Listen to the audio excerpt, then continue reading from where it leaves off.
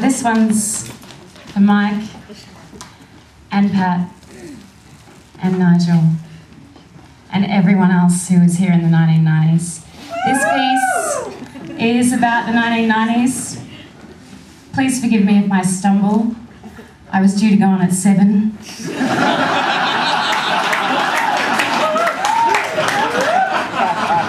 And I would prefer it if someone was here to turn my page, Brendan. But if I fail in that sort of thing, then I probably didn't listen enough in Mike's classes. I still require a clipboard. The early 90s looked like the inside of so many nightclubs. My friends are into anything vaguely anti-establishment, reactionary, and often not very well thought out.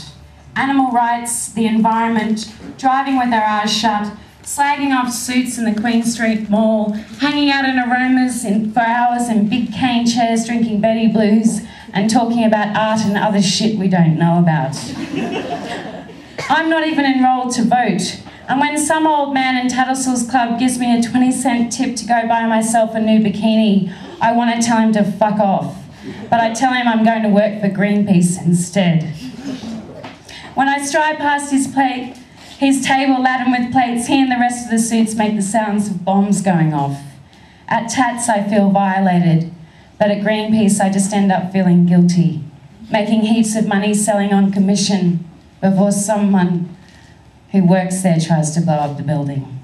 In the early 90s, everyone I know talks about 6-shooters and new ways to do buckets. My girlfriend Peter tells me that pulling a bucket is just like giving head, but I'm not so sure, so I fudge it. I stay up all night, lose it in 7-Elevens and steal the dawn deliveries to newsagents and bakeries. I spend the rest of the day handing out croissants and new ideas. I hang out and form bands, learning bass, even though I'm fucking hopeless at it. Because telling me I'm beautiful or I look like the chick from D-Light is not enough. I like saying, fuck off, I'm with the band, volunteering to carry mic stands and guitars in the more manageable sections of drum kits, arriving in a small army to unload them in the back of pubs. I want odes and I get them. My brother gets embarrassed when he hears a song about me in a nightclub. My latest diary reads like a litany of small-town rock royalty, transcribing my rock star adventures along with passages from Lord of the Flies, Cure album covers, and Oscar Wilde. When I lose it one night outside the Pineapple, a middle-aged woman rings me to tell me she's found it. When I walk down her long drive, she throws it at me in disgust. Pause. When I ask my friends why she didn't just get rid of it, they say because she wanted to get a good look at you first. In the fog of all the chemicals, not surprisingly, my shyness subsides.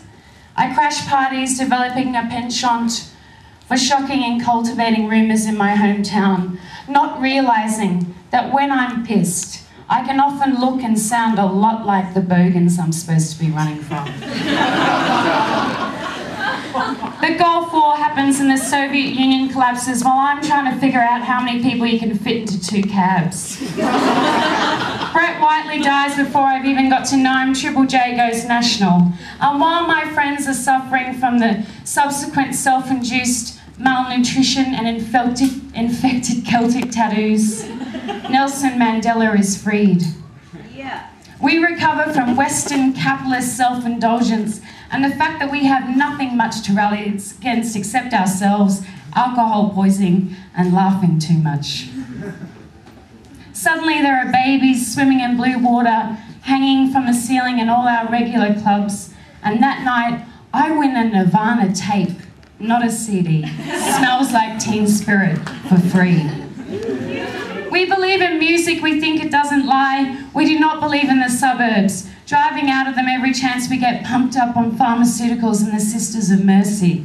We're inspired by tales of rebellion. The The LA riots, Rage Against the Machine. We don't give a fuck about Charles and Diana's splitting and wonder why anyone gives a fuck about the final episode of Cheers. Our houses are always loud and full. Barbie dolls hanging by their necks from the ceiling, walk-in pantries converted into Dutch ovens, tent rooms under the house, and wild, lost boys swimming in giant fish tanks.